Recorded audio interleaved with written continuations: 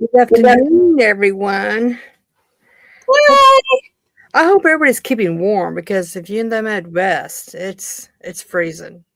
I'm telling you, it's 5 degrees here. So as I soon won't complain.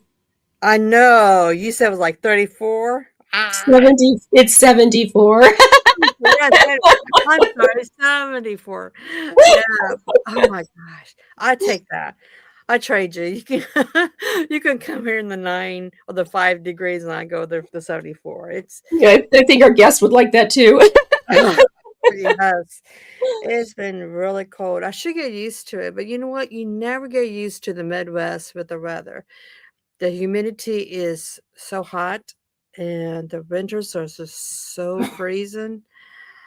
But it's life. I love the 4 seasons, though. Yeah, I do. That's one thing I wish I had here too. It's just hot Yeah, and nice. it's That's not. it. It's not super hot, hot and nice. Well, the summer is pretty bad. It's like 110, 115. And Oh, like I I would said to melt. you before, it's like opening up the oven door and sticking your head in. It's not humid, but it's just that scorching hot feeling on your face. So, Oh, yeah. well, when I come to visit, I have a jar ready for me because when I melt, just put Oh, me in the jar. there you go. And then we can take you back to Iowa and then you Yeah, and can I pop up. pop up. Yes. Well, tonight we do have a guest, um, that's also in, freezing cold weather too. Bless her, I know how she feels. But who is our guest tonight?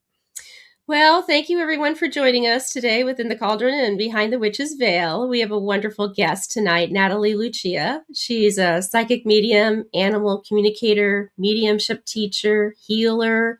She wears many hats. And I'm blessed to know her through her mediumship teaching and her good friend Cindy Keza. Welcome, Natalie. Thank you. Thank you. Thank you. It's nice to be here. Just Are you wish it was keeping warmer. warm? Am I warm? Is that what you said? Yeah, are you keeping warm? I'm trying. I'm trying. You know, I I love really, the East Coast. I love the East Coast. I really do. And I love the seasons, like we were saying earlier. But today with the winds, that's what it is. It's not just the cold, it's the winds that pick up. And it's like, I think they wait until I step outside and then like the wind gods are like, boom, like, let me hit her with everything. So I think that's really the hard part. I That feel you. cuts right through you. It looks beautiful outside, though. It looks so pretty out. Yeah. Until it turns to mud. Yeah, so it turns Yeah, dirt and nastiness. Yep, that's exactly. true. Natalie, how long have you been a medium? It's a tricky question. Um, how long have I known I am a medium? Probably That's better way, yes. but I say that's a tricky question because probably about 15 years now that I've been working and developing, and I always say developing because I will never, ever, ever stop developing my mediumship ever. So I've been a developing medium for probably 15 years now. I didn't know what was happening when things were happening before that. So I feel like I've always had that connection, always had that peace, always had that, but just didn't know what it was. That's why I said, how long have I known? Yeah. No, because I feel like in my family, it's in our roots. So I feel like I was born and it's genetic in my family. So I would say I was born a medium, but I don't like to say that because I didn't wake up and say, "Oh my gosh, look at that! There's your grandfather over there, and his name is Cal." And like, it doesn't work that way. Like I've worked very, very hard with classes and workshops and practices and all that stuff to get where I am at. Yes. I understand that. I get that. That's the same way I was. I mean, I've known about it since I was 5, but I didn't do anything until literally 2021. So, Mhm. Yeah, Oh, so I get it completely. Yeah. and it's a lot of work. It's a Yeah. lot And I, of work. well, and like I said in the beginning, I mean, taking Cindy's class, I mean, that's been something that's been great for me because I'm learning so many different ways of how to approach the same result, and it was wonderful to learn that. And I think that's the biggest piece. Is I always say I'm always developing because I never want to get stuck in being something. Right. You know, I always want change and growth and experience and all of that. So that's why I always say, like, I'm learning, I'm developing. I can understand that. Even as a witch, you always develop new things each year. I mean, everybody says, "Oh, you know it all," but it takes lifetime to know the craft, and I'm sure that is with the mediumship too. It just takes a long time, a lifetime, just to learn everything out there. Yeah, and then my beliefs and my experiences here in the physical world, when I transition over, I might go over there and go, "Oh my God, I had everything wrong." Like I was wrong about all of this. Like you don't know. Mm-hmm. I think that's why I think all mediums that work at what they do and are authentic are evidential mediums. So I never say for myself I'm an evidential medium, but I also don't say I'm clairvoyant. I see that a lot, or clairaudient, because I think that limits us. Because clairvoyant mediums that I see that are phenomenal, they're not just using their sight. They're clairaudient are not just using their hearing. So I feel like they're limiting themselves in that label. That's a true statement. I believe that too. Yeah, that makes sense. Yeah. Because you're not using the scent or the taste or even the knowing or things like that. Yeah. Yeah. We're using all our clairs, and that's why, like, Right. I say I'm a medium. Mm-hmm. That's what I am, and that's what I do. And you're also a animal communicator too, I as well. I am. I love my animals. Like those are my heart. That's my heart. I work with living and past animals. I work with missing pets. And the animals are just different, because they come from a space of not fearing the afterlife, not fearing what happens, having a connection, having an understanding. I feel like the animals are excellent teachers as well. So I can go into a reading thinking like, oh, okay, I got this. I'm going to connect, and like, this is what I'm going to feel. And the animal will be like, nope, this is not where we're going today. This is what we're doing. So I just feel like the animals are just they bring a different kind of healing to me as the reader. They really do. I love that. I That's do really too. cool. What? How is it? Do you have more people coming to you for like deceased relatives, or do you have more people for like their deceased animals?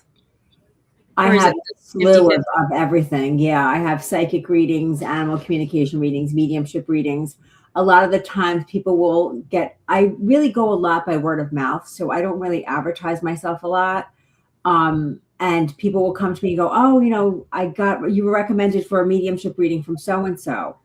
And then they'll find out and they're like, I didn't know you were an animal communicator. So then that gets out, so like a lot of times clients will learn about, oh my gosh, I didn't know you did this, and then tell their friend, oh my gosh, she does this too. So it's really like, I never know. My day will be mixed with all different types of readings. My I first love thing is, it's very nice to meet you. You signed up for a mediumship reading. Is that what you wanted? And do you know what that is? And sometimes they're like, oh my God, no, I didn't want that. I wanted to talk to my pet. Not a problem. That's why we always check. that Yeah. makes sense. Yeah, kind of like we were talking about, like at the party last night, not wanting to be read. I'm like, just claim your dead people, like you said.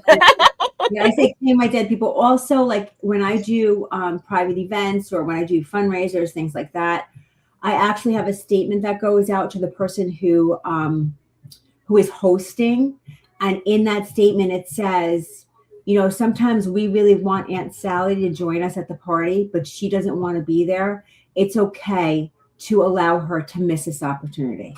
Yeah, Mm. that's a great idea. It's really important because sometimes we feel like, oh my God, you'll have so much healing. I just want you to go just so you could experience and see your loved ones are there. But it's not our job to, convince Push people. them. Yeah, push them out of their comfort zone is not necessarily a good thing for them, right? Yeah, Yeah. And I sometimes agree. we do that. And people do it from a place of love. They do it from a place of wanting to heal and help and all that stuff. But it's not fair to the person who's not ready or doesn't believe, that's the Right. other piece. So there's a lot of Yeah. things to it. I mean, one thing that was interesting in relationship to that, to the part where you were saying, and believing, one of the participants last night, and I'm sure you get this as well, is where, I was pulling his father through, and description spot on, and even to the point where he was kind of showing me like he was potentially a doctor. But again, I paused a moment to like get that information. And then the sitter's like, well, so what did my dad do for a living? I was like, oh, okay. So I didn't know I was going to be tested as well. And I'm like, but I came through and I said, well, I'm actually finding out right now what that is. And, he was a doctor, But that and so, also comes with your introduction also. I tell right. people, like I say, claim your dead person. I also say all the time, and this is going to be my little thing, is it's not dial a dead person. Yeah. I can't call up and be like, hey, Mary, how are you? What'd you do for a living? What was your salary? What street did you live on? Right. It all comes to that introduction, because it's very important when people don't understand that they don't realize, and they're asking us questions that could pull us out of that connection. Right. Yeah. That was my first experience having that. I was like, oh, I got to talk to Cindy and Natalie about that one. Yeah. Yep. And you can say to them, I'm not sure right now, but I'm going to hold on to that. But can you understand? Yeah. I'm not sure right now. I'm going to hold on to that. But can you understand that they're showing me that you have a ruby ring that belongs to them? Right. And that kind of thing. So that it's not minimizing what they're looking for, but it's allowing you to move on from where it's at. Right. Exactly. Yeah. I wish it was that easy. I wish I could look at somebody. I mean, it would make my life so much easier. Right. Oh, it would be. Yeah. And that's a perfect way of putting it. It's not dial a dead person. It doesn't always happen that way. Yeah. I agree with that. And there was a couple people that were kind of upset that their person didn't come through. And I was like, I get what I get. And it's whoever is in front of me and presents themselves, and that comes to the introduction also. Right. Like we're all here, we're collectively holding energy for one another. Even though you may not receive a reading, just understand that you will still receive healing, and your loved one is still beside you. Right. And it's just a matter of, I know how much everyone here wants a reading, but we don't know what the people who are receiving are going through. Exactly. Surround them with love for what they're receiving. Right. I can understand that. To some parties, and some people are just so rude too, because you two have a backbone like crazy, because I have seen people just being rude, like, oh, you're not true medium, you're just faking it, or just, no, that's all wrong, or I think they get upset because, like you said, they want somebody to come through and they don't, so they get upset and they want to blame somebody. So of course, blame the medium. That's an easy way out, and it's really rude for for you guys to hear that. And when that happens, I'm sorry. No, go ahead, Natalie. When that happens, usually what I try to do is, if the New Yorker in me doesn't come out, I'm like, well, there's the door, you can leave. Like, nobody needs you here right now. If I'm in that space that I should be in, usually I go to the spirit world and I say to myself, what's causing their pain so much that they're putting it on me, in hopes that it will make them feel better. So then I have to look at that, and then I have to tap in without tapping into them, because I don't have permission to tap into them. I'm not reading them psychically. So I have to make sure to keep my boundaries very clear and say, spirit world, please help me here. Help me. And it could be as little as, you know what, I'm really sorry you feel that way. Would you understand who John is? And they might say, I don't know who John is, but I know who Jan is, and like that kind of thing. We're kind of, or, sometimes it's just that they're there to just try to ruin it for whoever is there, or everyone, or because they're coming from a place of pain. Right. Yeah, exactly. What's your favorite part of being a medium? I know it's kind of a lame question, but no, it's really not a lame question, because my favorite part of becoming a medium is seeing the person at the end of the reading walk away feeling better than they did when they came in. I agree. I love that too. That's the best part. Yeah, like you said, write down those moments of, how good you feel and the readings you've done, because like Chrissy said, those moments in time where people come out and they're lashing out, whether they're in pain or they just want to be a skeptic for whatever reason. So it kind of sustains you to the next round of readings that you're going to do. That's a really good idea. A really good idea. Yeah. Yeah. Like that. Because let me tell you, we have those days. If I counted how many times Cindy and I have texted each other saying, we're done, I'm quitting, I'm done, like I'm done, Yeah. I can't do this anymore. Because it's really tiring, Yeah. like it's really, it could really, because I don't want anyone to not feel that their loved one is with them.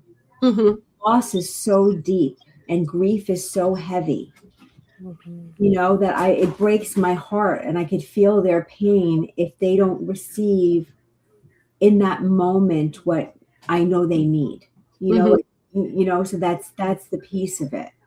And I think that's where development really comes in. That's important because it allows you to take those chances so that you could reach in a little further and dig a little deeper and really see, how when you go into those readings, oh, wait a minute, I got to know, and I have a really difficult person here right now.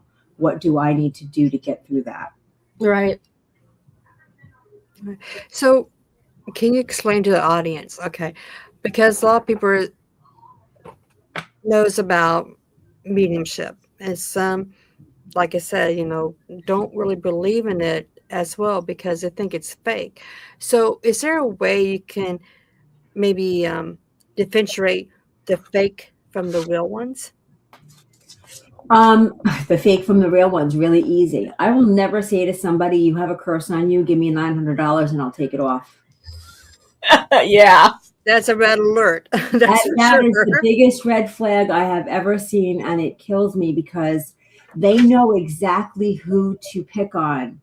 I had a case near me. I'm not making this up. There was a medium near me that she read for someone whose child had taken his life. And she said there was a curse on the family. She said I could take it off the family, and then the rest of your family will be okay. And she said, I don't have money. And the medium looked at her and said, well, you have jewelry, don't you? Go home and get it. Oh my gosh.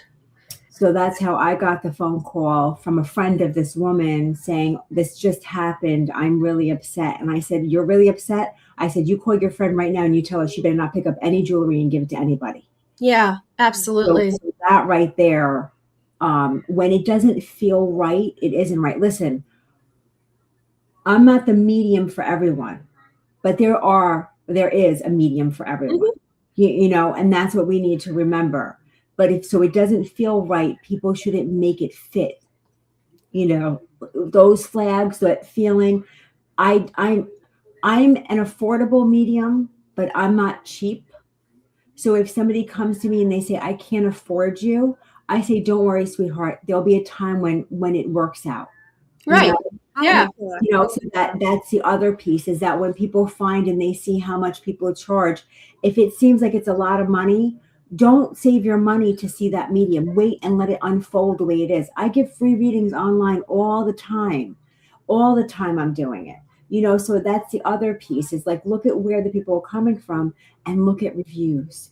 Ask. I tell people, ask about me. Please ask about me. Yeah. Reach out to people and see what they say, because whatever they tell you, it's the truth. Good, bad, and ugly. It's the truth. I can really relate to that. I know, being a witch, I know I've had people come to me and says, oh, can you do this spell for me? And it's like, you always ask, why, get the background of it. And if you don't do it, then they go to somebody else and they get charged like $500-$600. And they come back to you and says, well, this didn't work. I spent $600 on this. I'm just like, oh my God, no, I can do this for you for $20 or so, I mean, it's just ridiculous. It's out there, of course, but greed is very popular for everybody. So yeah, and that's the thing, is like knowing your worth, but being able to identify the greedy people. because I'm not saying that mediums that charge $450 for a session or five, I'm not saying they're not worth it. I'm just saying check and see that they check off all the boxes. Yeah. Wise. It's like when you hire somebody, a mechanic to work on your car, you're going to do the same thing. You're going to check that facility to make sure that it's a reputable company. And you're going to check Better Business Bureau, or you're going to check and see, what the reviews state, Yelp, to see what they say in order to go, okay, I'm going to make an educated decision and hire this mechanic based on what I know, my knowledge is. I've had that happen with a paranormal case because, I do the paranormal investigations. And we had a quick synopsis, but a 13-year-old child that was a medium and she didn't know it. And this one particular entity was picking on her, and and it was going from apartment to apartment. So it was going next door to it was in their apartment and another apartment. Fast forward, the people next door hired a paranormal team to come in, and they did all this investigation, and they charged the customer or charged them $2,000 to do it, but then never came back and gave them the evidence to tell them what it was. And if they wanted the evidence, it was another $2,000. Yeah. So I was like, what?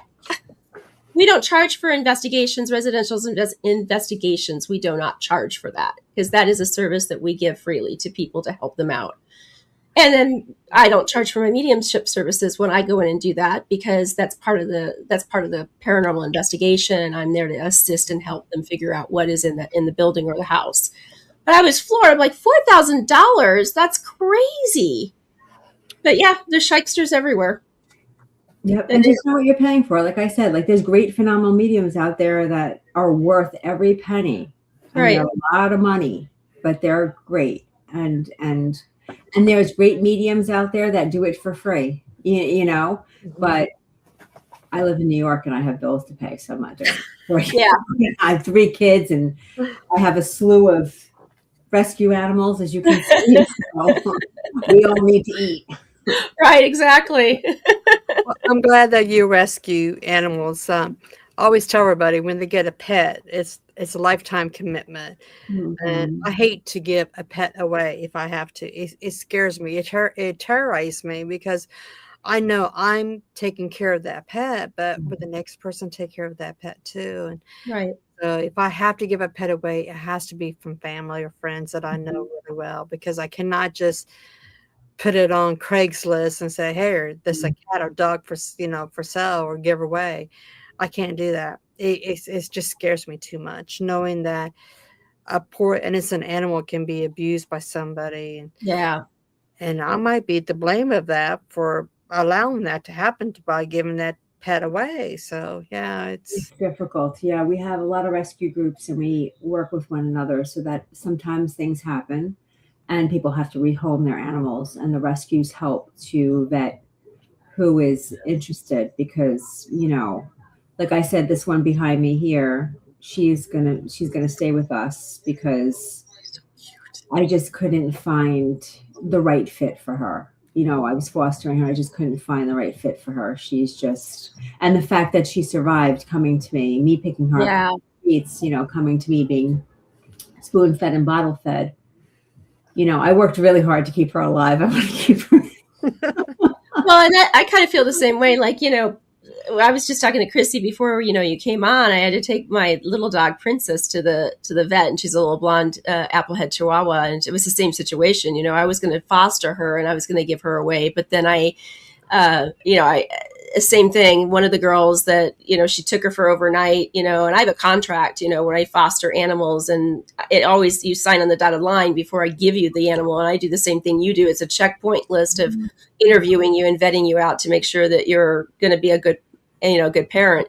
And so she kidnapped the dog. As I called the police department, I'm like, is there such a thing as dog napping? Or is that, oh no, we take that seriously. Give us the address. And I gave the address to them, but they didn't have to go over there because she got scared and brought the dog back. But I'm like, I'm keeping the dog now. Call me a foster failure. I don't care. I'm keeping her. Yeah, and I've had quite a few fosters that I found homes for, and I'll also say that when I get the pictures and when I get like the Christmas cards, like that's like and people will ask me, how could you raise them and then find homes for them to be adopted? But when you get those pieces and you see the love that they're getting in the family and the love that they're bringing to that family, it makes it easier. It's just finding the right people. Yeah, very true. Very, very true. And you wear many hats. I mean, besides the mediumship, animal communicator, you also do Reiki as well. How many hats do you have? Too many. No, it's not too many. So you know what it is? It's interesting because I think a lot of us wear a lot of hats, but we don't realize it. So the Reiki is what opened me up to realizing what the mediumship was. And every medium, not every psychic is a medium, but every medium is a psychic. So I just decided to develop that also. So it kind of intertwined together. And because of my love for animals from the very beginning, if I was going to do anything spiritual, it had to include animals. Yeah, I love that. It had to, because otherwise it wasn't my passion. It wasn't my sole purpose, so I needed that piece. And I think that's why that came in also. Do you teach Reiki by chance as well, or no? Not right now, not for the last 4 years, only because I've been so crazy busy. Because when I teach Reiki, it's different than what the other people teach. Because I teach like Reiki 1 will be a full 2 weekends, but I actually go into the energy and I dredge up all your crap and I leave it there for 48 hours. So you have to see, look, feel everything so that it comes up, and then we start to work through it and kind of move it out and see what it is. Because how can we really truly energetically heal or help others if we don't know what it feels like to have to sit in that crap? That's a wise decision to do. That's really cool, because I've never heard any other Reiki teacher that does that. That's really a good idea. Yeah. And I also make sure that you're home when you do it, or when you're close to home, because when it comes out everywhere. Not to be gross, but it just, it's moved out. It's moved out, and you're angry and you're emotional but that's the thing, is that now when that feeling comes back again, you're like, oh, wait a minute, I know what that is. So it just changes it. So the Reiki takes a long time for me to teach, because I don't do it, it's just different for me. I agree with that. I really agree with that. When I got my attunement, I always told people, you got to get your attunement for it, because it makes your whole body tingles, and it just, all your emotions just wants to come out. And it's just something that you just don't know why you're so emotional, but you are. And it's a beautiful feeling, actually. It really is. It really is. Nice cleanse. Yeah. And even like when I give Reiki, it's like, it's just that also, like I had said, that woke me up to my mediumship, because I was receiving things that I wasn't understanding. And then when I would sit with the client, they would be like, oh my gosh, how did you know? And of course I was like, I don't freaking know. Like, I don't know. What are you asking me for, So that started to make me say, wait a minute, what's going on here? This isn't just Reiki right now. There's other things I'm being exposed to. Do you do other classes besides just Reiki? I mean, do you have some workshops? I teach mediumship. I teach psychic classes. I teach animal communication classes. I teach a specialized class. It's a psychic sleuth class for animal lost, missing pets, missing and stolen pets, actually, because unfortunately we have to do that piece of it. And like I said, I used to teach the Reiki and stuff. And I do mentoring also, one-on-one. What I tell people when they work with me, when I work with Cindy assisting her, I like it, because I'm in the shadows. Like, I'm behind in the shadows and I just do my thing and like nobody knows.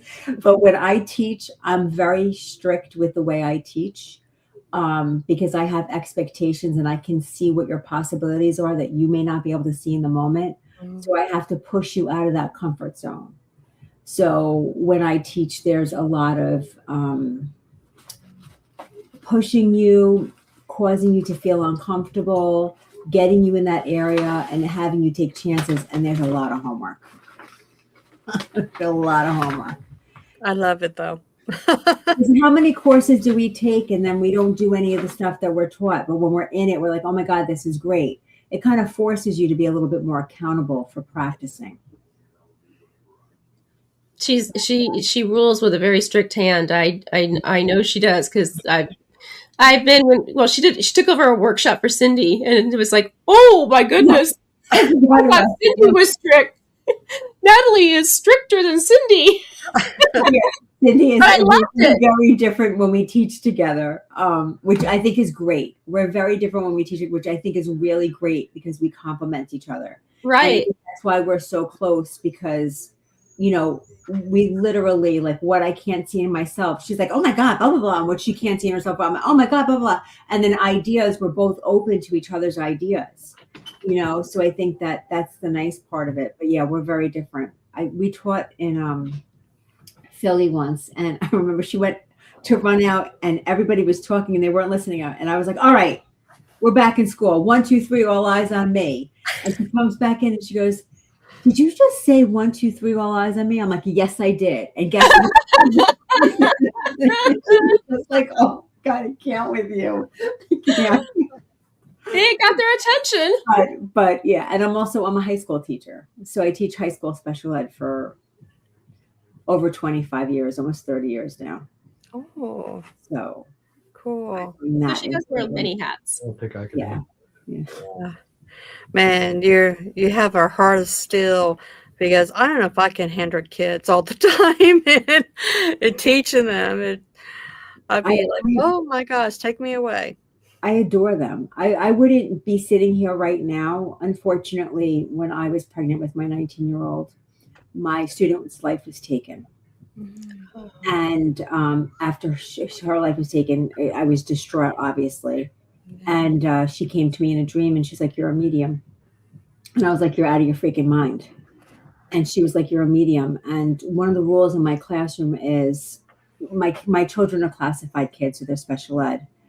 And my rule in my classroom is you can't say, I can't do that. You know, I can't do this. I don't get it. I don't understand this. Nope, not an option. You know, it might be a little bit harder. You might have to learn it a little bit differently. It might take you 15 tries while it takes the person next to you 3. I don't care. You're still going to get it done. So when I said to her in the dreams, I can't do that. Like, that's ridiculous. You know, like, people have to be special to be mediums. And the entire visitation was, oh, really? Because if that was me saying that to you, and she put it back on me. Wow. So because of her was why I started to say, okay, let me investigate and see what's going on. That's profound. I love that. Yes, that really is. I can teach my grandkids. Well, I can teach my kids and my grandkids, but anybody else's kids, no. I just don't have the patience. I think high school is different too. I've taught everything from preschool to 12th grade.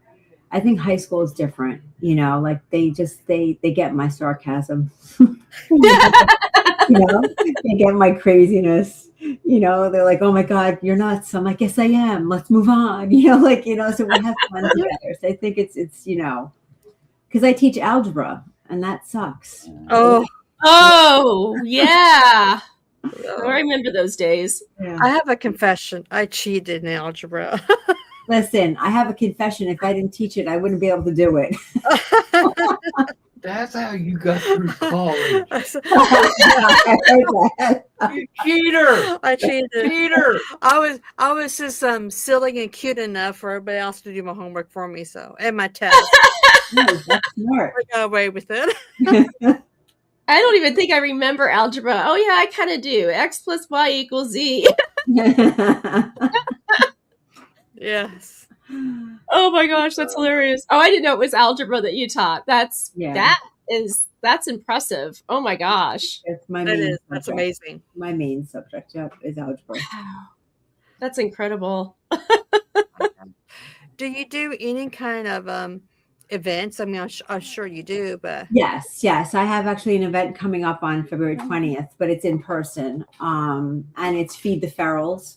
So it's a fundraiser for the feral cats in our community because unfortunately we have quite a bit of feral colonies, and unfortunately there's a lot of, building all of a sudden going on in our county. So the ferals have to be sometimes moved, or homes are selling and you have new owners coming in and saying we want the ferals out.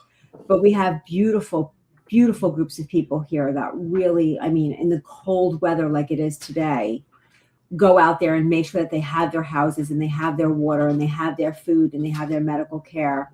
So that's one of the things that I'm doing on the 20th. Is going to be proceeds are going to go to feed the ferals. I love it. Yeah. What a great cause. As long as I don't come home with any more cats, that'll be perfect. How many cats do you have? Oh, I don't want to answer that question. I have 7. Oh, wow. Well, now I have 7. Yeah. This one behind me, this one here now, that's not the baby. This one was, this is Charlie Quinn. She was picked up got a phone call that she was in a Walmart vending machine.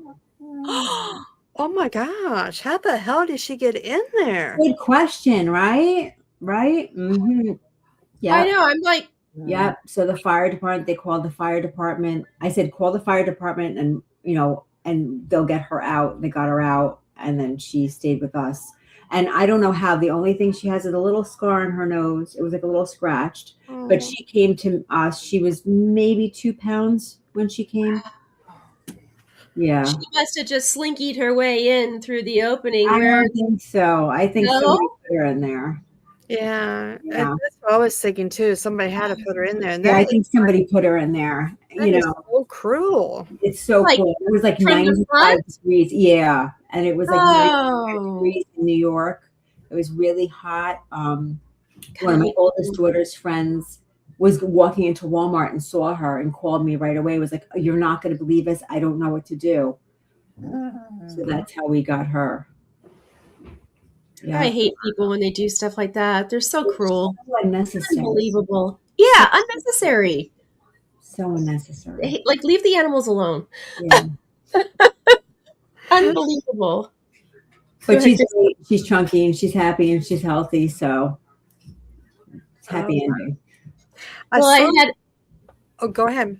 I was gonna say I got divorced. Oh God, when was it? 2014, and the ex-husband went out the door, and a cat came in. Hey, listen. And I was like, he's like, "You're not gonna let that cat live in there, are you?" I'm like, "Why not?" Oh yeah, it's a much better option than you. True. Now I saw on your website that you contribute to a book, The Last Breath. Yes.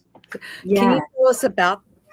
So The Last Breath, Allison Gannon, who is now in the spirit world, who is a very dear friend of mine, phenomenal medium, phenomenal person. Her biggest thing was educating as much as possible and teaching and giving. And she was the head creator of this book. And what she did was she got over 40 mediums together and we all wrote our story. And in that book is my story about my student and how I became a medium. And you get this book. You get the book on Amazon. Yeah, oh, it's available. You can get it on Amazon. It's there. And it's so beautiful to see so many different stories and so many different of us, like just so many of us, that was a phenomenal. First of all, I hate writing. Remember, I'm an algebra teacher. Your answer is either right or wrong. In English, there's exceptions to the rule and all this stuff. I hate that. And Allison made it such a phenomenal experience to have the privilege to be a part of this. She really did. And she's really missed because she did a lot for our community. Mm. Wow. Well, I'm going to add it onto my list. I know. I'm going to do the same thing. And it's a shame when you have somebody like that and then they pass on. It makes that hole in your heart even that much bigger. It makes it that much bigger. And she was one that would be like, what are you waiting for? So like in my computer is my animal communication book teaching, how to communicate with animals. And the book is sitting there for probably a year and a half, 2 years now, because she was the one who was pushing me. Mm-hmm. And now that she's not here and I don't have her, it's like my piece of like, I need you, like I need you, And I think that's the other thing is that people don't realize that mediums, we grieve also. Yeah. Like, I miss her. I need her. Yeah. I could get off my ass and publish it, but I need her to say, like, we need more of this, or I like this, or, add this into it, or whatever it is, just to have her 2 cents in it, because she was my person. Oh, I love that. Yeah. Are you going to dedicate the book to her? Of course. Even before she knew, even before she passed, because we were working together. She was working on one book as she was battling cancer, and I was working on this book, and we would inspire each other to like, okay, we're going to do it today. We're going to put another hour in. We're going to put another this in, And I think 2 of her friends have the book because, again, I'm an algebra teacher, so I wouldn't even touch it. Books that should be published afterwards. I think I'm hoping that her books will be able to be published, but nice. Not having her on my tail has given me the excuse to not put it out there. Well, I get that.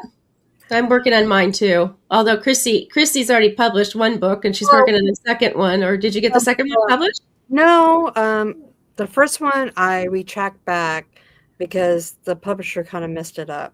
Oh. It's kind of hard when you have 12 fonts, then it goes down to 8, then 12, then 10, and it's like, what the hell happened? So I don't know what happened. I think it's from my document to another document. So we just redoing that book, and then we got the second one already done. So I released them both at the same time. Again, nice.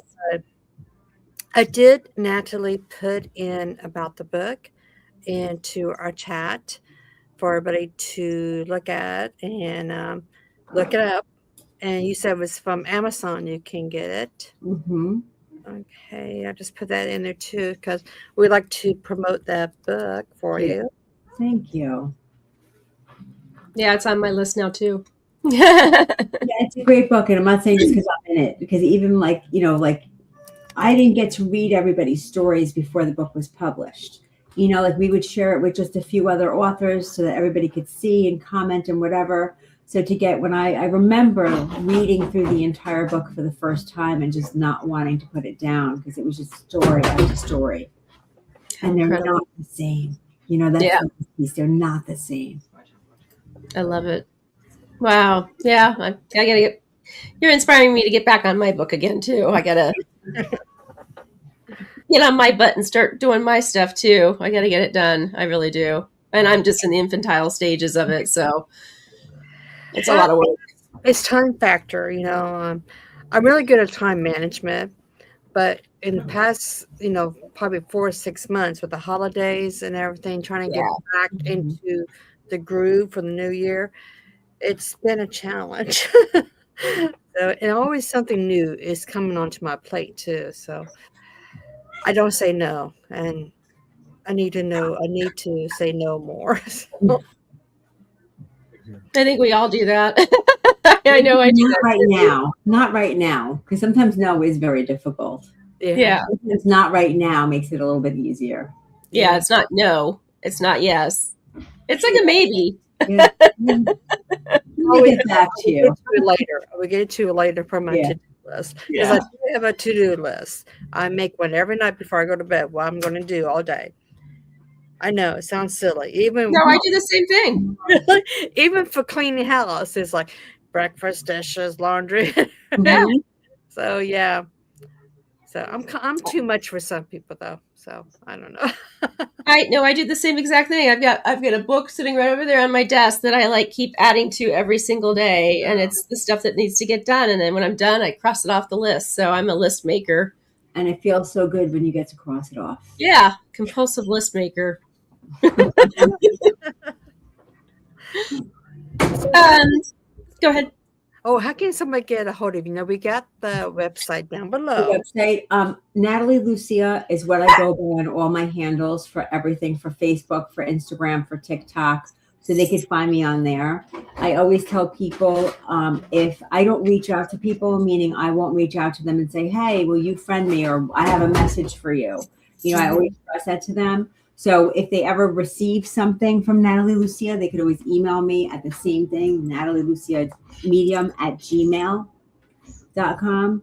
You know, so everything is Natalie Lucia that they could find me with. Okay. Do you have any advice while she's doing that? Do you have any advice for anyone that feels like they're sensitive or that they would like to pursue mediumship? They feel like they might have the gift. What would be some advice that you would give them to proceed? I would tell them read. And I would also say take classes Mm-hmm. and make sure that mediumship and psychic work and all that stuff is fun. Because the moment it's no longer fun, we need to stop doing it. Yep. We really do. Yeah, we were just having a conversation about that today too, about, you know, if anything that you do in life, if it's just no longer fun anymore, it's not serving its purpose anymore, that it needs to be, I don't want to say discarded, but, you know, maybe reevaluated and maybe a different direction. Yep, exactly. But I mean, read and don't watch the TV shows and think that that's what mediumship is. Please, because as phenomenal and amazing as they are, we have to remember that it has to go to an edit space. So we're not seeing everything, Right. all the work that mediums do. Mm-hmm.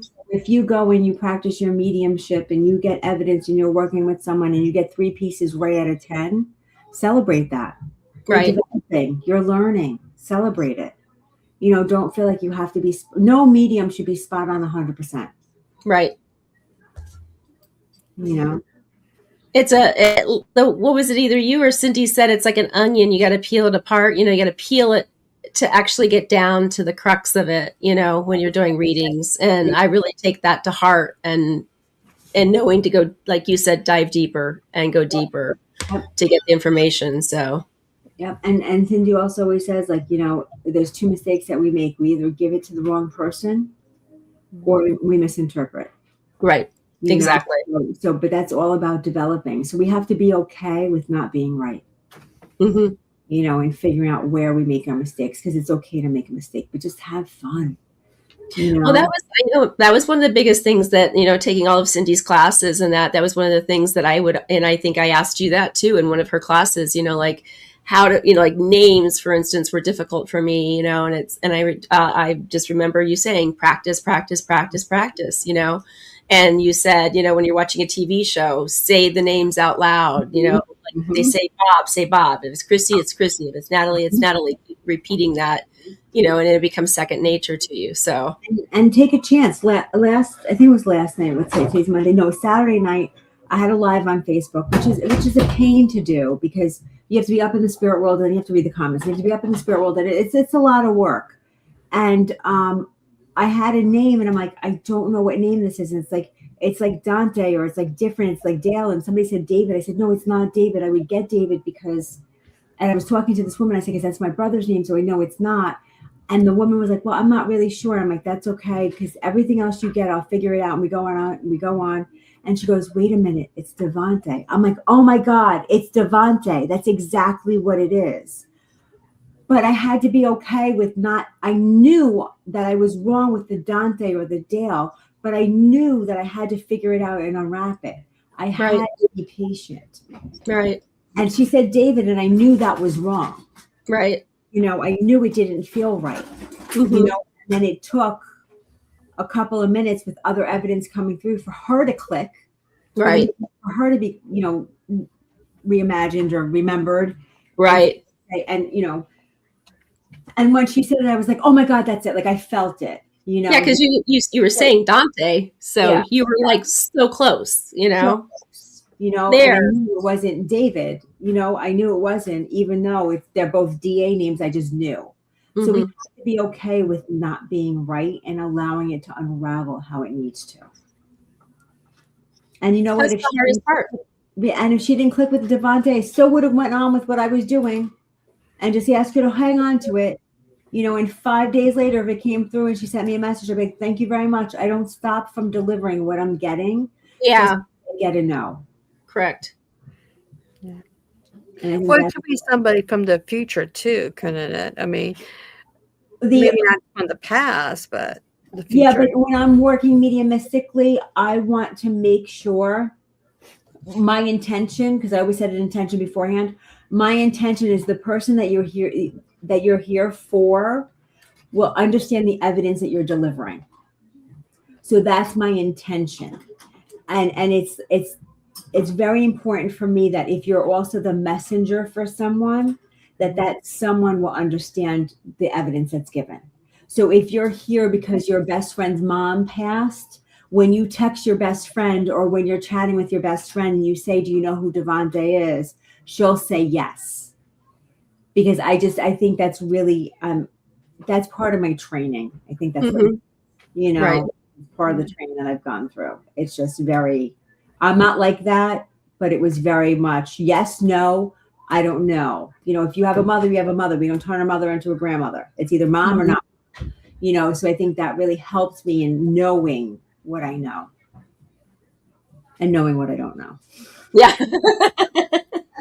Well, I love that saying, and I think Cindy says that the more I learn, the more I realize I don't know, or something like that. How did she say that? Something like that? The more I learn, the more I realize how much I don't know. Yeah, correct. Yeah. And it's true. I mean, I do this. I'm in this path, in this journey. I'm learning so much, and then I realize, oh my gosh, that just leads me down a path that I really need to learn more about that too. You know, but I love learning. I'm, I want to be a student. You know, I said I love being a student and learning, and I don't ever want to stop that. I want to continue to always learn. Yeah. Yep. Same here. Yep. And once you learn, the spirit world's like, let me change that on you. Yeah. Yeah, exactly. Oh, you think you've perfected that? Let's twist it up a little and let's throw that at you. Exactly. Wow. Well, Natalie, it's been a pleasure to meet you and to talk to you. Any last words you want to say to promote yourself or anything? Just, follow me on TikTok if you can. I'm terrible with social media. Know that I always advertise when I'm giving free readings. Please jump on, be a part of it, because you never know who you're going to help that's out there just by showing up. I think that's really the biggest thing for me is just, follow me and check me out and give me feedback, please. I love feedback, Let me know, Natalie, I was on your live and, I needed more time with this, or you rushed on that. Like, let me know. There's not a lot of mediums that do that. That's cool. No, yeah, but that's the only way I'll get better, Yeah, because right. It's true. I'm in that space and I don't realize that I'm rushing a certain spot where somebody maybe needed more time. Cindy taught me that actually, because I don't do well with emotions. So if somebody started to cry, I'd be like, oh my gosh, and then she's showing me this and I see this and I would kind of like go like, to get through, like, I don't want them to cry. Yeah. But now I learned, like, let them have that moment. Right. It was difficult for me because I was uncomfortable that they were crying. That's not right. Right. So it taught me, for me to learn to sit in my discomfort and allow them to have their moment. Right. Yeah. And that was feedback. Because let me tell you, I would be like, boom, boom, boom, boom, boom, boom, boom, with the evidence. And like, let me get you through this and get the tears out, like, let's move on, Yeah. Right. That's not fair. I can understand that. I'm a emotional person at times, and I'm an empath. So it's hard for me to separate the two, of being like a tarot reader or a witch or anything, to being, keep my emotions intact. And it's really hard, especially when I read cards. I get really involved sometimes, and sometimes I just like, oh no, I'm going to cry. Don't cry in front of this customer, But, you just feel the energies that they are putting out, and it's into the cards that it's overwhelming at times. I can really understand that. It is. Cindy has a great, she did an empath class that, because I'm empathic as well. And I mean, that one thing that she did, that one, like brushing, like basically washing off everybody else's, feelings and trying to discern, what's yours and what's somebody else's. That's helped me greatly to understand, like, okay, I'm feeling my husband's anger for something and it's not directed at me, but I'm feeling it and I feel like it's directed at me. It's like, all right, I got to stop. I got to think. Let me really walk through this process to see if it's really related to me or is it really something he just had a bad day at work, Yeah.